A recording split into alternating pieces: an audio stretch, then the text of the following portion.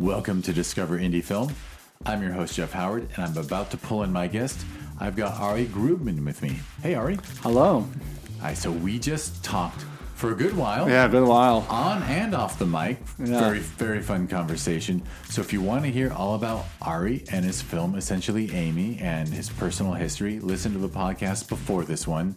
Essentially Amy is a fantastic film that was an official selection at the Sherman Oaks Film Festival last November. And we're recording this the last day of February. So actually, I met you 4 months ago. And it's almost a 1-year anniversary of the film, actually. We wrapped at the end of February. There you go. That's crazy. So very serendipitous. Listen to that podcast. Actually, we never even described like the log line of the podcast or the short film. That's true. There were no spoilers whatsoever. Yeah, none. But I did name all your awards. Took home 4 awards from that festival. If you want to know which awards, I guess you just got to go listen to the previous one, because this is called a 4 questions episode. Or actually has 4QS. I don't know. I thought that was cute. Yeah. Thought it was cute a long time ago. So Ari's going to answer these 4 questions, which are 3 favorite films, an underrated film, an overrated film, and a lesser-known film for people to seek out. Once we finish up with this list, I'll tell you all about the Discover Indie Film TV series on Prime Video and the new streaming channel TVHi, which everyone should check out. But hey, you want to just jump into your list? Let's do it. Okay, so I did name the Blues Brothers in the last podcast, so I want to do something. I wrote a long list of favorite films, but I'm going to name the ones that I didn't say. So I think the first one is a lesser-known one. It's an older film, The Great Race, with Natalie Wood and John Lemmon, 1965. I saw it as a kid, and it's been like one of my favorite comfort films. I used to watch it all the time when I was sick. It's a long film. I would say like it literally has an intermission built in because it's like 3-4 hours. This was before, again, like back in the day, like, you know, an hour and a half film was like the standard, and for some reason I think it's ridiculous that we've like everything has to be 3 hours now. It's gotten weird. Weird. And Jack Lemmon, he is maybe Professor the greatest comic actor who ever lived. I mean, unbelievably funny. So funny. It's like I remember, I think that was my first film I saw him in, and then I was watching him in other films, and he just disappears into his roles. Like I couldn't believe that it was the same guy. And the comic timing, and it's so great. It was so funny. It's just like if you love slapstick and like it's, you know, some of the humor, like, yeah, of course, like comedy always ages, but like some of it was just like timeless. Like so some of like the absurdist, like it's just so silly. And I think that's what I loved about it. It was just so silly, but it was just a lot of fun. And for a fun fact for the people, if you haven't seen that film, it holds the record for the most pies in a biggest pie fight ever recorded. I do remember that scene. And that's it's a great scene. That movie was on TV all the time when I was growing up, like back in the day when, you know, you had the reruns channels. Well, in LA, it was like, you know, the non-network channels would just show old movies in like on the weekends or in the afternoons, and that film, yeah. Wait, and was Tony Curtis in it too? Yes, he was. Yeah, and he managed to not get hit by a pie throughout the whole fight. Until the last minute. It's just the way that they did the set design with like Jack Lemmon as Professor Fate all in black, and then like here's Tony Curtis all in white, and it was just I remember like reading some stuff about like the behind the scenes and like how they shot all that, and just like how much food it was and how it smelled, and like all the props to the actors like just doing all that. It was just it was so fun. And Natalie Wood is just a dream in it. She's so funny and so charismatic, and I think that was the first time I heard her sing, and I love that song, the Kissing Tree. Love it. It's a great film all around. I loved it. I think I'll go chronologically up the list, I guess. So the next one is I'm a big horror fan, so The Thing. I love John Carpenter's The Thing. I think it's one of the best horror films of all time. And maybe it's not original for me to say that, but I mean, it is. I saw it again with my friend who had never seen it. We saw it for her birthday in the Hollywood Forever Cemetery. They do that like big projection outdoor kind of picnic theater thing, and it was so fun. But it's a really, really just, I don't think I have any qualms with it. It's just such a well done horror. And I mean, again, like a lot of these old horror films are retellings of like classic older horror films, which were retellings of older novels. And I mean, it's just if anyone like wants to like have a masterclass in tension, suspense, and paranoia, like if you're writing something with paranoia, you're writing something with suspense and tension, you gotta watch it. It's just, if you think about like the Hitchcock speech about the bomb under the table, like, I mean, the bomb is the alien the whole goddamn fucking time. You know it the whole time, and it's just so tense. And that, what I think I loved about that too is that, you know, these were just normal looking actors, which I was like rewatching it as a kid. I didn't know Keith David was in it, and then as an adult, I was like, wow, that's Keith David. But you know, we loved working for Carpenter. Yeah, he's great. I almost saw him actually. He was signing like comic books out like by my old apartment, and I was like, but the line was around the block, and I'm like, I don't want to stand in line. But, yeah, I mean, just I couldn't believe it flopped when it came out too. Like reading the history of it, but it was just. The practical effects too, I think, is just again one of just amazing. I still prefer practical effects. That's not me dissing on VFX, but like, you know, there's something like it's gotten better. Like VFX has gotten way better in years, but there's something just disturbing or timeless about, you know, practical effects, and that still stands the test of time. You think of like original Jurassic Park, and you know that still holds up.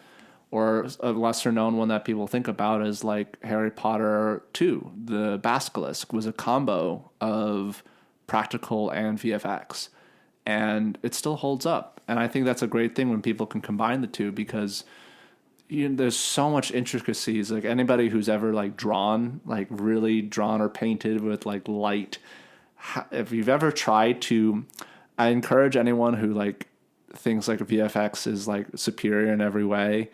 I encourage you to try and draw a droplet of water realistically with all the reflections as photorealistic as possible, and you'll see how difficult it is to capture light properly and like shading and shadows, and like props to the artist, but like it is really difficult. And so I like with practical effects, you can just, you know, really see the outlines. There's something for the actors to really engage with and interact with. So it's like the performances are really enhanced with it too. Yeah. Well, and there's a reason why the spaceships in the first Star Wars film are the best looking things of all time, as well as like 2001. Yeah. Like digital is amazing. And yeah, I won't shit on digital VFX. I mean, obviously, look, you know, what Marvel pulled, what they pulled off of those Marvel films and this and that, amazing stuff. But a physical model is real. I mean, it's hard. I get what you're saying. You think about like, and now that I think about this too, man, it's so hard to name 3 favorite films, because like it's not like your 3 most favorites. It's 3 favorites. But now otherwise we'd be here forever, right? With that analogy of like, you know, the same goes with like action and fighting. Like I'm a fighter. I do Shaolin, I do Muay Thai and boxing and a couple other things. But I grew up loving kung fu action films, and then like seeing like action made in the U.S. It's like it's night and day.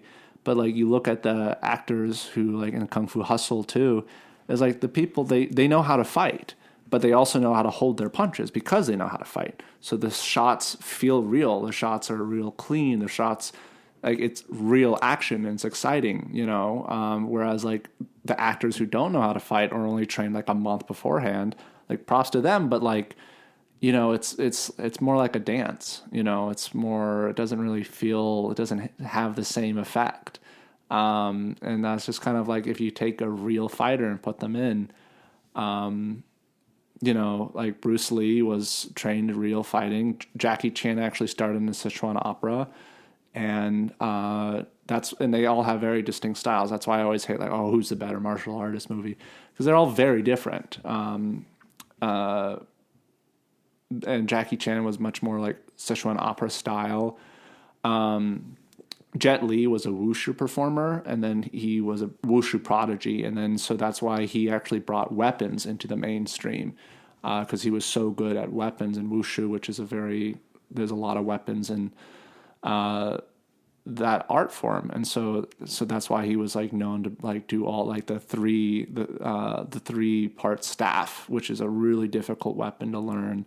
I learned butterfly knives and like daggers, but like he did like the guandao, so many different types of weapons. And then you have Donnie Yen, who also trained in not just like kung fu and martial arts, but all different forms. So you see jujitsu in some of his films, you see judo in some of his films. So it's just,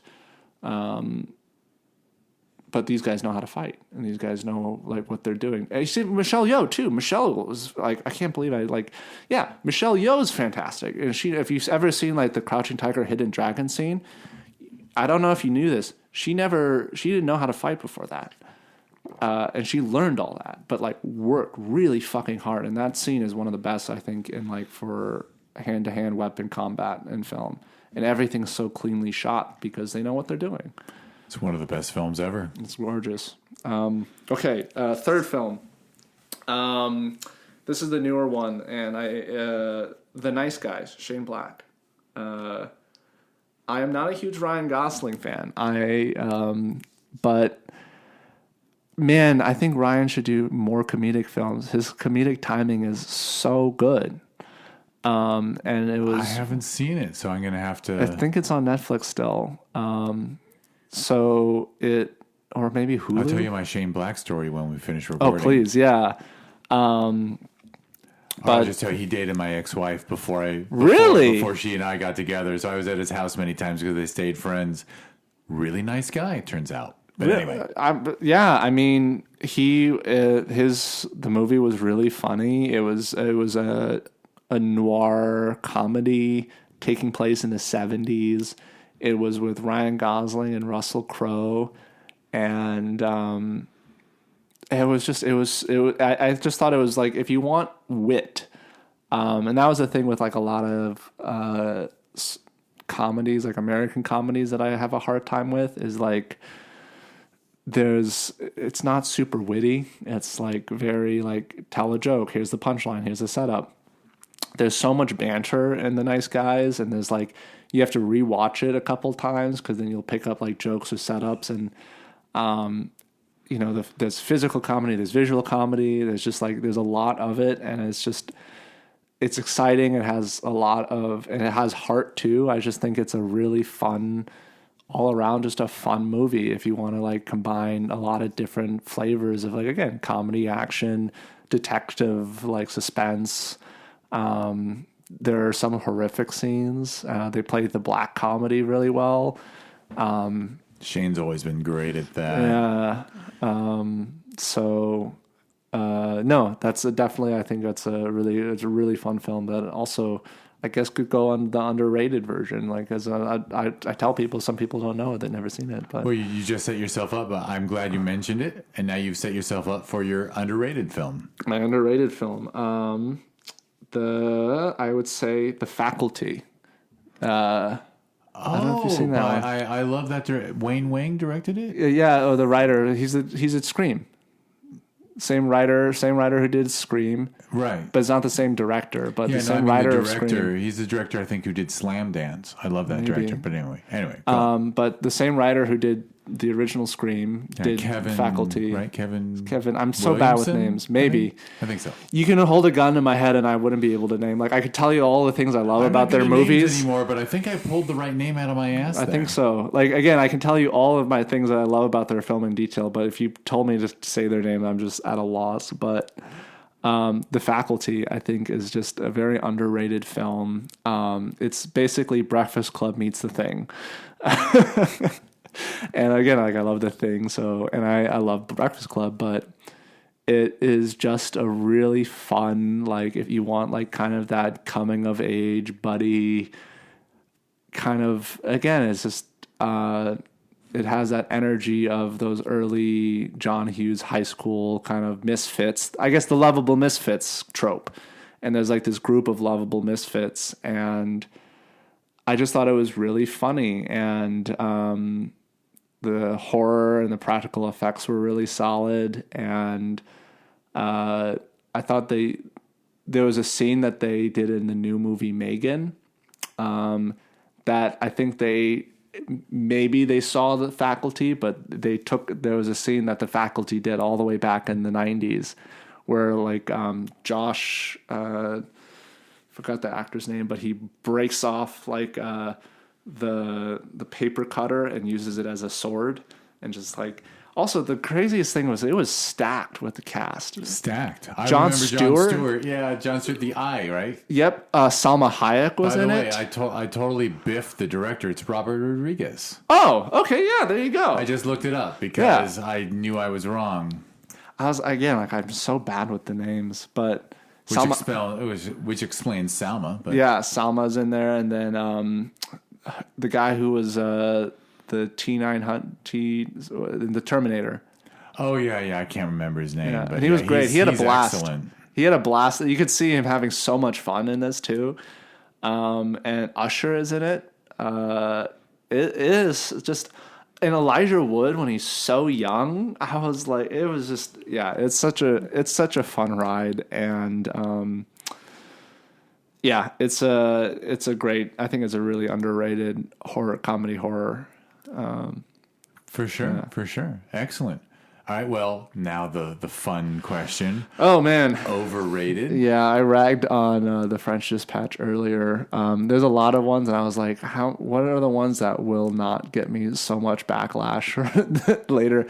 I think I remember one of the films that actually like left me like physically upset was because I watched it actually on the plane because there was really nothing else to watch, and I had heard so many great things about it, and I was like, well, I'll watch it now and then I'll watch it again on TV, and both times I'm like, this is just bad.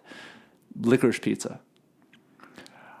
I have not seen it, but that is the case that we discussed, that you brought up in the previous podcast, where a director gets a little too comfortable being themselves, maybe, or like saying, like, you know, when you're being honest with yourself, like with your opinions, like you can have different opinions, but like I wanted to like it, I guess, in a way, because everyone was talking such great stuff about it. I was like, maybe I'm the one who's wrong. Maybe I'm not getting it. And I rewatched it and I was like, no, it's just really, I don't like it. It's really not good. See, my wife got to go to some private screening without me, and so I haven't gotten to see it. And I was like, everyone has told me it's not really, I don't really have to see it. And I actually shopped at Licorice Pizza as a kid, so I have a bit of. I drove past it all the time. Yeah. I have an emotional investment in the fact that, like, I was there, man. Yeah.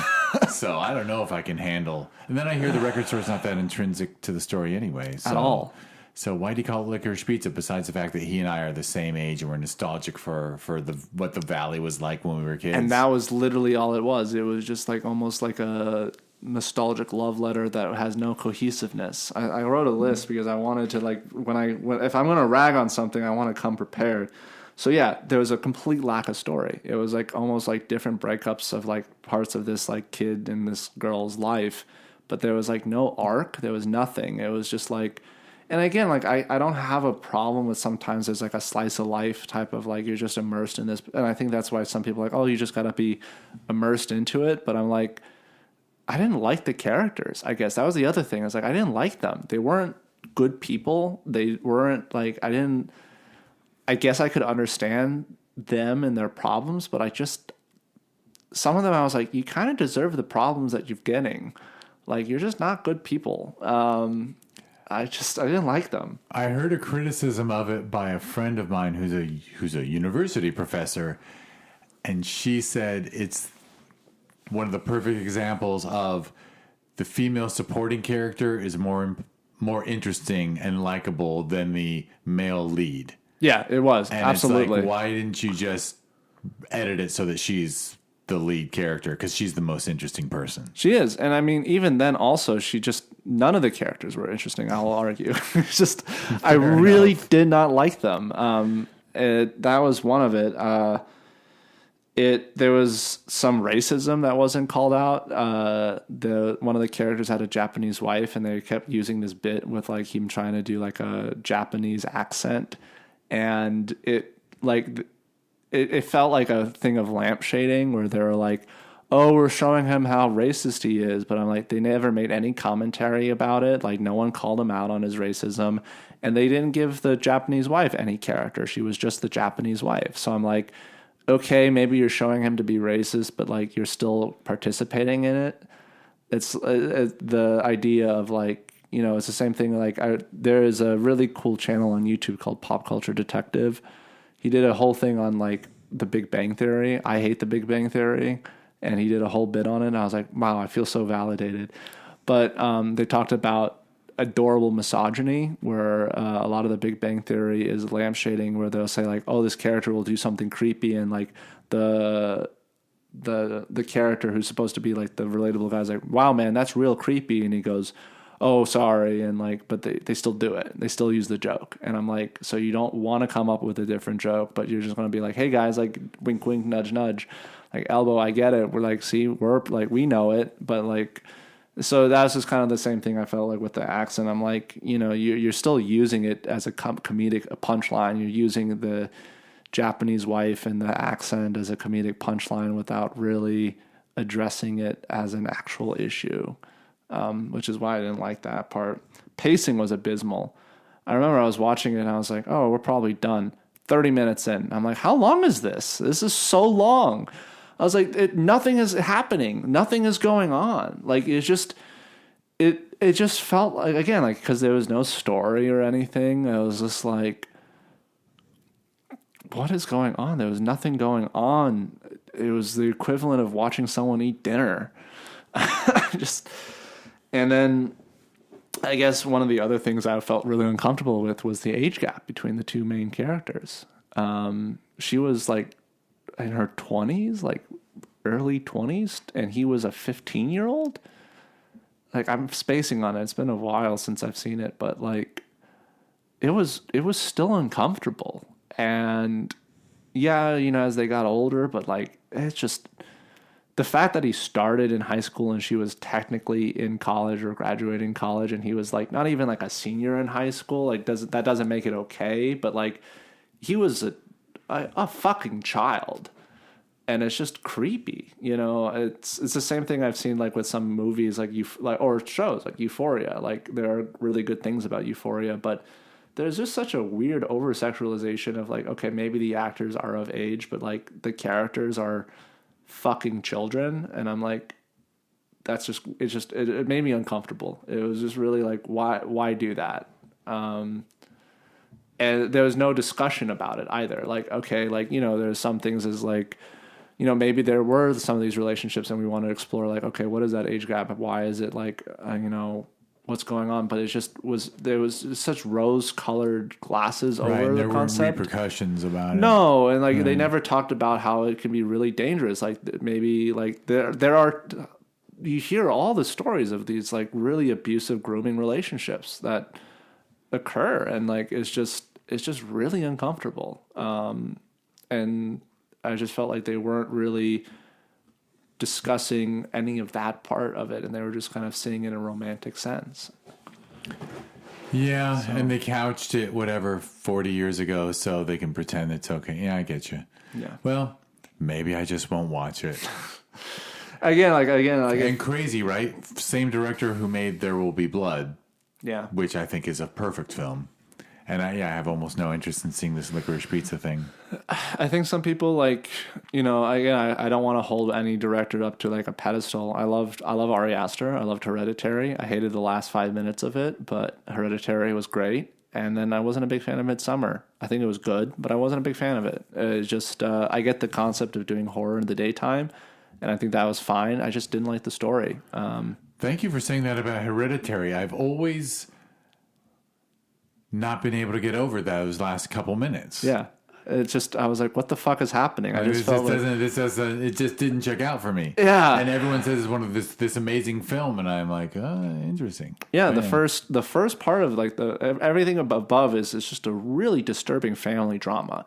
It is so uncomfortable and it's so stressful and it's so good. It's very well done, and the horror that builds up to it. Last 5 minutes, I'm like, what the fuck is going on? A floating headless corpse? What the fuck? So I don't know. Yeah, gotcha. All right, well, question number 4 is a lesser known to seek out. All right, to seek out another horror comedy. It's a Thai film. Let me double check. I believe it's a Thai film. It's called P-Mak, P-E-E space M-A-K. It was in 2013, and Thailand. It's a supernatural romantic comedy horror.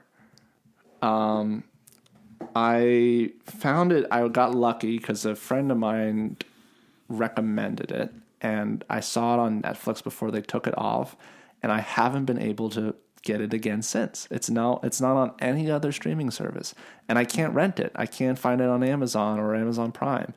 So if someone out there who knows where I can get my hands on it, I would love to know about it. See, that's the situation where I don't believe in torrenting. But if it's not available for purchase, sometimes I might be a little tempted, It is, if you can torrent it. I've done that so many times. Watch movies 1, 2, 3 or whatever. Watch cartoons, whatever. Just make sure you got a good firewall.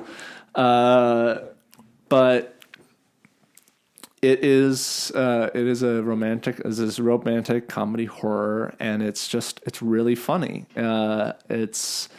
It's got like a bunch of slapstick. It's got some genuine horror elements, and it's about four guys who come from a very remote fishing village in Thailand, and they had to go to war. They're coming home, and their buddy is so excited to see his wife, who he had left with their unborn child. And they come back and they think something's off. They think that she's actually a ghost. And so the whole movie is like, is she a ghost? Is she not a ghost? And them freaking out about it, and like the conflict that comes between them, like it's just really, really funny. And it's not for everybody, because I remember showing it to a couple friends. Liz and I just like loved it, but they were like, what is going on?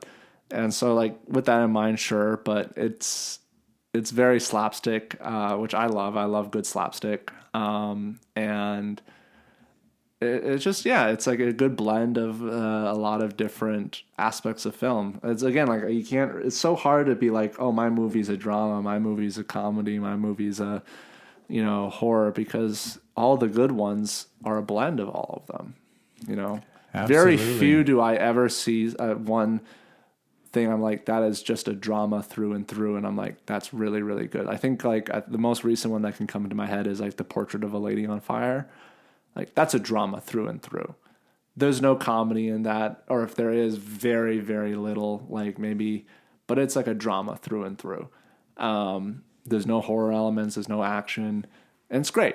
But so many of like the other films, it's a blend of everything, Like life. Yeah. I'm going to add an observation that I enjoy sharing, which is I notice a lot of horror and comedy in your list, and I love those genres, especially when they're put together, because those are the, oh my God, now I'm blank. Now I'm having my lack of a word, but those are just automatic responses. There's primal fear. Yeah. It's an uncontrollable reaction. You can't fake laugh.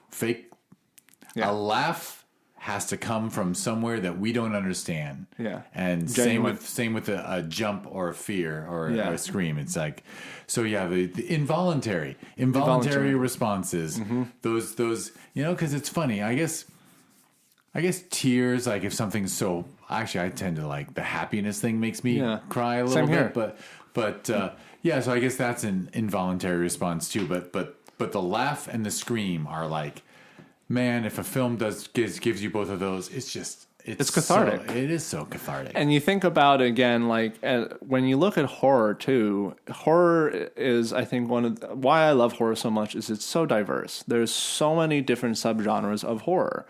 And so there's so much to explore with, and they can overlap into so many different things. There's psychological thrillers, slashers, monster movies, sci-fi. Like there's so much that can go into, and then with comedy is something that I feel like people don't realize that it's very similar. There are so many different subcategories of comedy that I think people are just so used to like this American standard of Judd Apatow kind of comedy. And I'm like, there's so much more that you can do that's like so visual. If you look at like the Cornetto trilogy, some of the, the wit, like we talked about in Shane Black, with the Nice Guys, just like the levels of banter and double entendres, the slapstick. I think slapstick in like old is it vaudeville? Am I thinking that? Yeah, Buster Keaton. All those old classic like physical comedy and situational comedy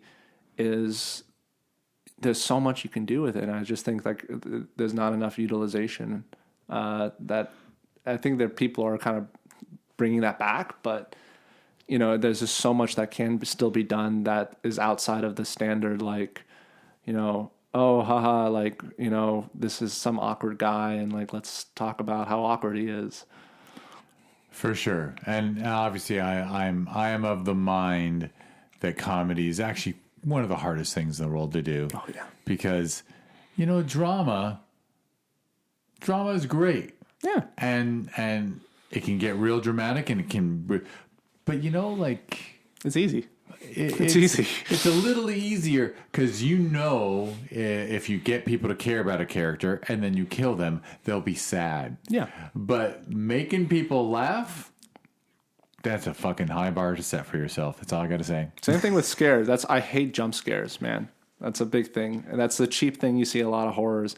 To make someone genuinely unsettled, it's the same level of comedy. To make someone genuinely laugh, to make someone genuinely uncomfortable, so that when they go to bed, they're like literally like checking their closet or locking their doors. That's different. That's different.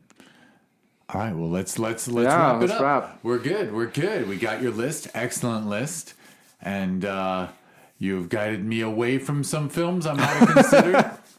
Which you just if you have a chance, take a look. But yeah, well, life is so finite now. There's so much out there. There's content. There's so much fucking content that it's gotten harder to.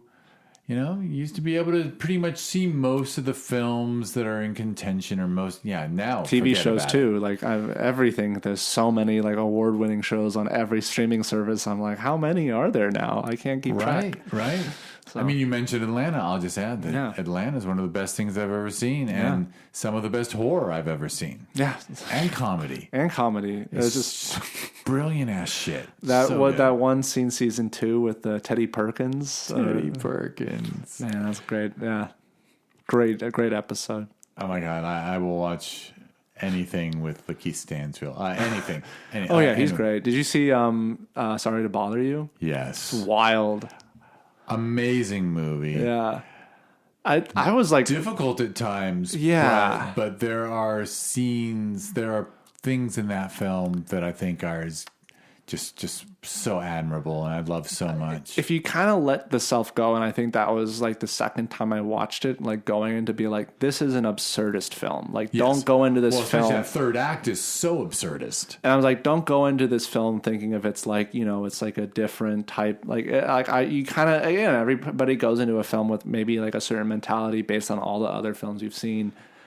And like going into that, like that third act, I was like, I hate this. I'm like, well, actually, no, I did kind of like it, but why? And then I was like, okay, let me go into it with a different mindset. And I'm like, okay, yeah, if I let go to the absurdist, this is really fun. Well, and I'm about to jump into the closing spiel to get us out of this podcast, but I'll just say I won't use the N-word. I refuse to ever use it. But the scene where he sings, where they force him to rap for a room full of white people, and this black man just sings N-word shit, N-word shit, N-word, N-word, N-word shit, and then the whole white room repeats it back to him, back and forth. I'm like, that is the most amazing social commentary in the last, I can't say how many years, but that's amazing social commentary. What was the Coke can one where he throws the Coke can at his head too? The social commentary, and how they like got a brand deal from the like throwing the Coke can. Oh my god! But just amazing. Yeah. Just amazingly smart film. Yeah, so fun. And then it's got some really weird ass shit in it. So yeah, body horror. If you're into, like, I love body horror. I was like, that third act, man. I was like, what the hell? Such an ending too. All right, well, I'm gonna get us out of here. So thank you for listening, everybody. First of all, there will be a clickable link for Ari's social media, his Instagram and whatnot, and you know my what? unfiltered wild opinions. Yeah, and you'll be able to see essentially Amy someday. We swear. Who knows? But anyhow, I have to talk about this podcast, the Discover Indie Film Podcast, and the TV series on Amazon Prime Video that was born from it. I think I told you, Ari, that filmmakers who come on the podcast who had features were all like, I'm on streaming, and everyone who had a short was like, I'm on YouTube. And I'm like, well, fuck, we got to get the shorts on streaming like in a way that it'll get recognized. So I talked to like 25 people, and we put 25 shorts together, and that was season 1 of the Discover Indie Film TV series. And now we're on season 7 came out last month, and season 8 is coming out in like 2. I think at this point there's a season every 4 months.